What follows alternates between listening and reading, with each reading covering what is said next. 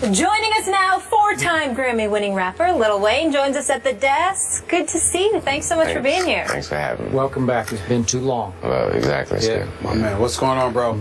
How you doing, Steve? Yeah. All right, man. I actually requested to come here. Did you? Thank you. Yes, I told Cortez. I was like, I need to get back. We're happy to have you. I got to start with some. I only got one request, Lil Wayne. What's that? I need you to speak up because I can barely hear you. That's all I ask. I got you. That's all brother. I ask. I got you. All right. You sound like I got to hear what you're saying to make sure that you ain't agreeing with Skip too much. I got to hear what you're saying. I He got doesn't you. want you getting contaminated. I got you. Wayne, I'm going to start with a quote. Some disappointing news. It's difficult to lose a guy like that in a meaningless game. Those are the words of Aaron Rodgers after we heard Jordy Nelson might have torn his ACL. That's what they're fearing. You're a Packers fan. I can only imagine how you feel. How big of a hit is this for your squad? It's very big. It's very big. Jordy Nelson is, phenomenal, and but also the next man up is Randall Cobb. So we'll be all right. Yeah. Think so? As good? If not as good, maybe better. Just because that's the way we play. And the next man up mentality means you have to step up.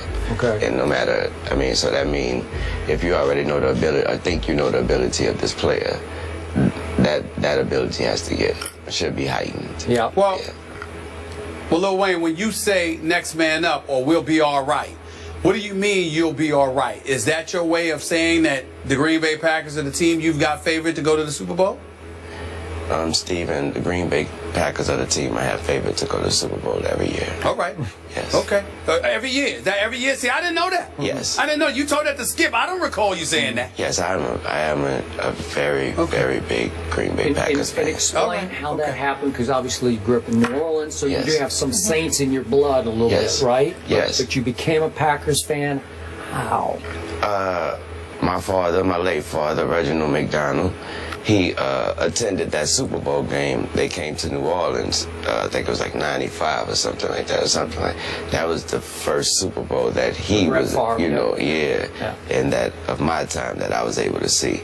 So Pops came home. The Packers won. Pops came home with Packers everything, cups, towels, and I was trying to explain to him on the last show, and I was trying to tell him, see, when you're from the hood, trying to tell them those cups and those towels, they don't get, put aside and say, oh, remember that game. No, they get put with the real towels.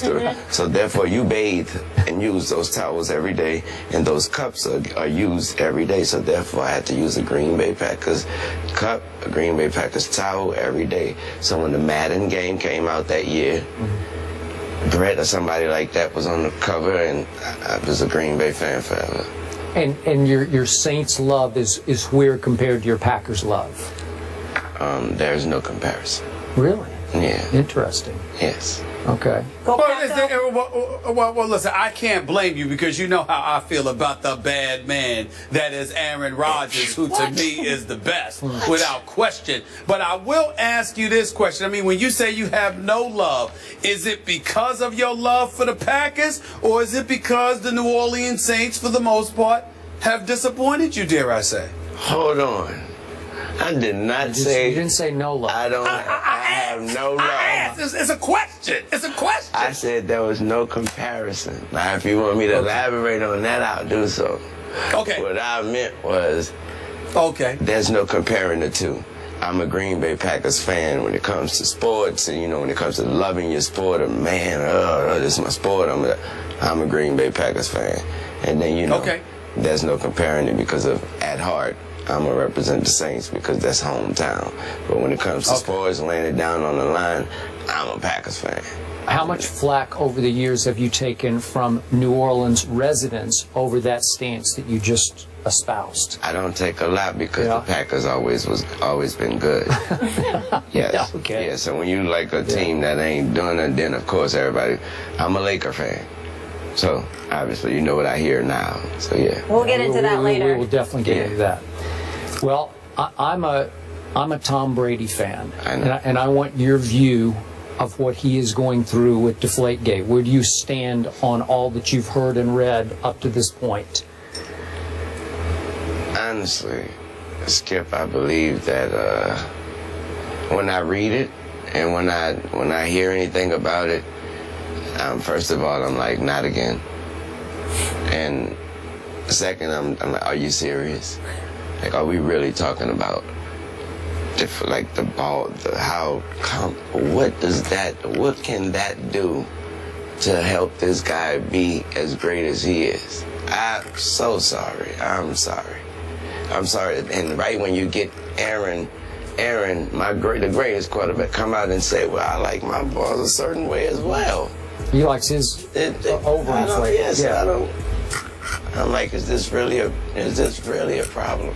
Something that we should be talking about. So you think it's a bad look for the NFL? It's 2015. There ain't nothing the NFL could do about it. As soon as something get out, it's out. And we're going to speculate, we're going to scrutinize, it's out. How do you think it will end? I just think it'll blow over. I don't know what the consequence, what all that would be. I just think as far as the media and the general it'll blow over. We'll get tired about it. We'll get or a new story. Once the season start, there goes the real stories. Yeah. Okay. Well, I do have a question. I know you are of the position, are you kidding me? What does that have to do with Tom Brady's greatness? And I totally agree with you. I know. But I would ask this question. Do you believe that Tom Brady knew nothing about the footballs being deflated? I don't believe that. I don't believe You don't believe what? I don't believe that he knew nothing about the footballs being deflated. So you're saying that he must have known something? I believe he knew something. Okay, so by the letter of the law, should he sit for X games, 1 game, 2 games? That right there, I have no answer for. I am no judge. Okay. What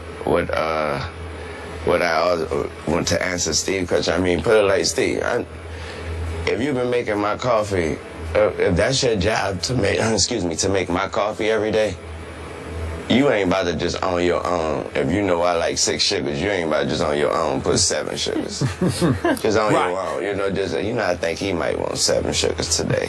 So in other words, if those footballs were being deflated and those equipment managers or whomever it was decide that they're going to deflate the footballs, you're not trying to hear that they did something that he did not know they were doing. I pulled somebody aside and told him, I think I might want it a little sweeter. Right. I might want it a little sweeter. Let me get like 11 sugars next time. Well, see, that's the whole point, Lil Wayne, because that's what I've been trying to talk to Skip about, because Skip is of the position that he believes Tom Brady is totally innocent. And I've been trying to say to Skip, make the argument that it's much ado about nothing, and I'm with you. But don't tell me that he knew absolutely, positively nothing, that he's completely oblivious to what's going on. I just think it's much ado about nothing, but I don't think that he was completely ignorant to everything that happened. I stand. Okay, well, I don't. I think he knew absolutely nothing. Now, to use your analogy, what if your manager Cortez decided to put 7 or 8 sugars in your coffee because he thought that was best for you? I'm getting back to who is the head coach of the team. Maybe the head coach had some knowledge of it. I do not think the quarterback had any knowledge of it. Okay. Does that make sense? For you. For me. Yeah. Okay. All right. Back to your field of expertise, the entertainment field. Skip, we are talking about the footballs, though. He has to throw those footballs. Well, by the way, with properly inflated footballs, he only torched the Colts in the second half and then was the MVP of the Super Bowl. Yeah, that's all he did. That's Nobody's questioning that. Okay. Don't change the narrative, Skip. Nobody's questioning that. All right, I'm going to Nobody's questioning that. We just saying that he had to know something. That's all. I really am interested in your view of this. Straight Outta Compton has dominated the box office now for 2 straight weekends. Just absolutely annihilated the competition, including Mission Impossible, whatever number it is. Your thought, have you seen it? Yes, I have. Yeah, and you thought? The movie was amazing. The movie was amazing. I was a huge NWA fan, and did it inspire you? I walked away from the movie feeling like I've never rapped a word in my life. I felt like a fan. I was just like, wow. I was like, wow, that was a real good story. So it rang completely true to you. Oh, yeah. Oh yeah, everything about it just was, come on. I was like, there's so many small things in there, and I think I was only able to peep those things, given the fortunate position I'm in myself. There was small things in there that I was like, wow, you can't write that in the script. That has to be real. Like what? To me, a small thing like when the Rodney King thing, when Eazy-E was sitting next to his woman, and he was watching the verdict for the cops, he cried. I said, that's something that's so specific that I'm not gonna tell them, hey, make sure I cry when the cops get a verdict on it. I believe that had to happen. He may have not cried, but he had to have some kind of feeling. With that said, at that time, if you would have asked me, do you think Eazy-E care about the verdict, I would have said no. I don't think he know what the verdict is. You know? So. Yeah, I know a lot of people who cried once the Rodney King verdict came down. A whole bunch of people. I did. I was young. I remember the people in the room, in the living room where I was at. I remember everybody being quiet and looking back at me like, what you crying for? Because I was so young. I remember that. Yeah. Wow. I saw a bunch of older folks crying too. Yeah. Well, Wayne, we're just getting started with you. We got to talk about the Lake Show coming up. You ready? Do we? Yes. Yeah. Yes, we do. There's a Why lot don't we to just say? discuss Why don't we with just Lakers, say Stephen the A. lake? Why don't we just say the lake? To say the lake show implies that there's a show, right now. Yeah, and I don't recall a show existing with the Lakers. I don't recall that in recent memory. I just don't. On your Knicks, because we don't have time for that. More first take after Molly, the break. Molly, why don't you take vacation? Why don't you go on vacation? You mean like the Knicks did? We welcome Grammy-winning rapper and friend of the show, Lil Wayne, back to the desk. And your squad, Kobe Bryant, he celebrated his 37th birthday on Sunday and posted the following on Instagram. First day back on the court, shooting about damn time. All right, let's get right to it, Wayne.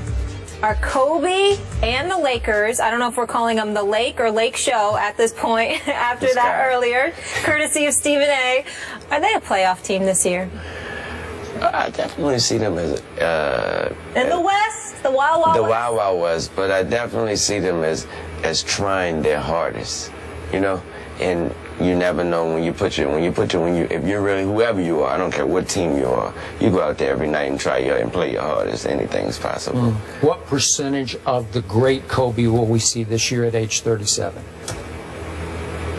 I'm not sure what percentage of the quote-unquote great Kobe we will see, but I can tell you right now what percentage of Kobe we will see is 100% at all times.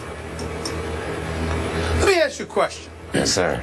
When are people going to stop lying to the public and lying to themselves by telling folks, as long as you play hard, anything's possible? Is it possible for the Sacramento Kings to win the championship? Really?